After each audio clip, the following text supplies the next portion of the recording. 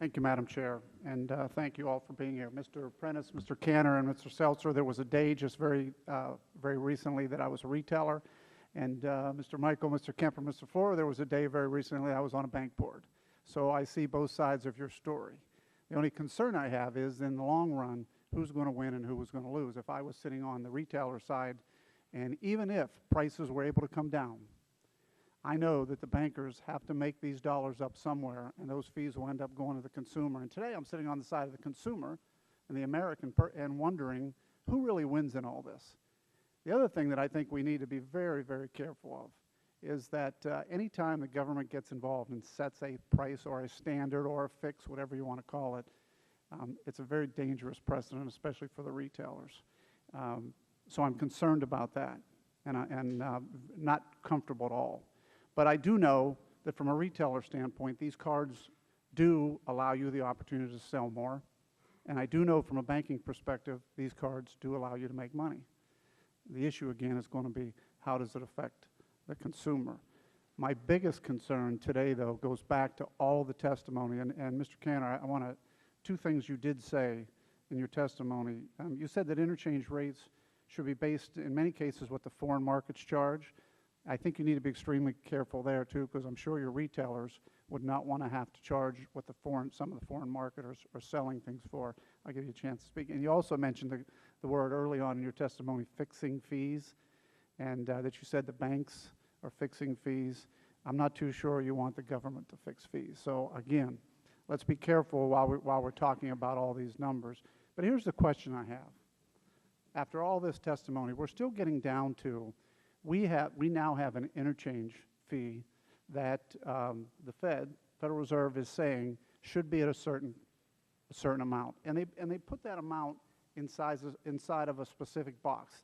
They didn't give, we didn't give, through statute, the Federal Reserve any opportunity to pick up all the costs that are available. And you heard testimony earlier that that could be an issue. And for the retailers sitting at the panel, I'm sure that if you were stuck with a certain retail cost that was set by somebody else, and all you were told was you would want your cost, you would want to make sure it's a fair fee and a fair cost. So I'm going to ask this primarily to the retailers. Hearing the testimony earlier, and hearing that you know that this interchange fee it's flawed, in my opinion. It doesn't take into consideration all of the costs. And as I asked the previous person who testified, what do you need to get these costs? I really didn't get an answer. What do you need? But for your purposes, do you really want the Federal Reserve to set a cost, a standard as she called it, or do you want it to be fair and reasonable? And are you willing to allow there to be more time given the Federal Reserve to have all the details available so that they can come up with a fair standard, as they call it? Right. Congressman, I appreciate that, and thank you for looking at this question so closely. What's helpful to recognize here, as I said in my testimony again, is if banks would compete rather than fixing the fees and set their own costs, charge whatever you want, have a market system, that's great with us. Do it. If they're going to fix the fees, we think, frankly, they should not be allowed to charge anything by fixing the fees. The Fed has been more generous than that, in spite of the fact we advocated that they not do that, and has said, here you can recover these costs plus a rather large rate of return on those costs. And so here I've gone through in my testimony, the banks have argued for a great many other costs to be included here.